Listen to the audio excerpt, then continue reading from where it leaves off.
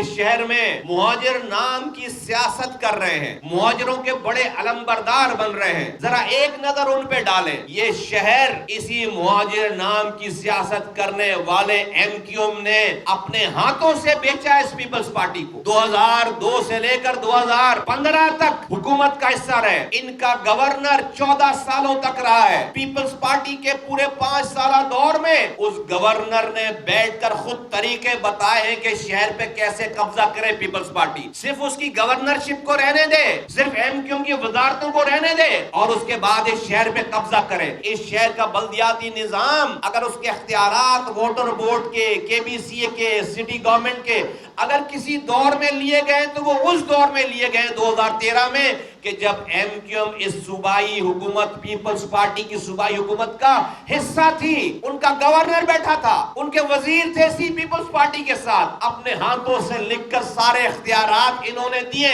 یہ تو ہڑتال کرنے والی پارٹی تھی نا. کوئی ایک ہڑتال بتاؤ کہ کراچی میں بلدیاتی اختیارات چلے گئے یا جا رہے ہیں تو اس پارٹی نے ایک دن بھی ہڑتال کی کال دی ہو، اس کوٹا سسٹم پہ ایک دن بھی ہڑتال کی کال دی ہو، اس اختیارات وسائل پہ ایک دن بھی ہڑتال کی کال دی ہو. نہیں دی ہڑتال کی کال، کیونکہ یہ پارٹنرز ان کرائم تھے. ان کو اپنے بیگ مل رہے تھے، ان کو اپنے پیسے مل رہے تھے، ان کو عہدے ملے ہوئے تھے. انہوں نے شہر کو اپنے ہاتھوں سے پیپلز پارٹی کو بیچا ہے، یہاں کے لوگوں کے حقوق کو اپنے ہاتھوں سے بیچا ہے. جب ہی میں کہتا ہوں کہ ہمیں چوروں نے نہیں لوٹا، ہمارا چوکیدار چوروں سے مل گیا، اس نے اس گھر کا دروازہ کھولا ہے. جب گھر کا چوکیدار چوروں سے مل جائے اور وہ چوکیدار کوئی اور نہیں ہے ایم کیو ایم مہاجر نام پر سیاست کرنے والی، یہ ایم کیو ایم تھی اور ہے. اس نے اس شہر کو بیچا، اس نے اس شہر کے مینڈیٹ کو بیچا ہے اور ان کے ہاتھوں بیچا ہے. انہوں نے رستے بتائے پیپلز پارٹی کو کہ کیسے قبضہ کرے شہر کو.